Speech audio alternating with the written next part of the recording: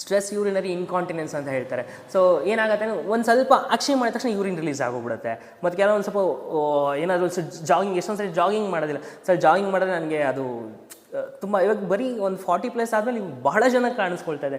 ನನ್ನ ಸರ್ಕಲ್ನೇ ತುಂಬ ಜನಕ್ಕೆ, ಲೇಡೀಸ್ ಅಲ್ಲ ಜೆಂಟ್ಸ್ಗೂ ಸಹ ಅಷ್ಟೇ, ಒಂದು ಅರ್ಧ ಗಂಟೆ ಅಂತ ಜಾಸ್ತಿ ಹೊತ್ತು ಯೂರಿನ್ ಮೇಲೆ ನನ್ನ ಕಂಟ್ರೋಲ್ ಇಲ್ಲ ಅನ್ನೋ ಒಂಥರ, ಏನು ಹೋಗಬೇಕು ಯೂರಿನ್ಗೆ ಅನ್ನೋ ಥರ ಆಗ್ತಾ ಇರುತ್ತೆ ಅನ್ನೋ ಥರ. ಸೊ ಏನಕ್ಕೆ ಅಂತ ಹೇಳಿದ್ರೆ ಆ ಪೆಲ್ವಿಕ್ ಫ್ಲೋರ್ ಮಸಲ್ಸ್ ಏನೋ ವೀಕ್ ಆದಾಗಲೂ ಈ ಥರ ಸಮಸ್ಯೆ ಆಗೋದುಂಟು.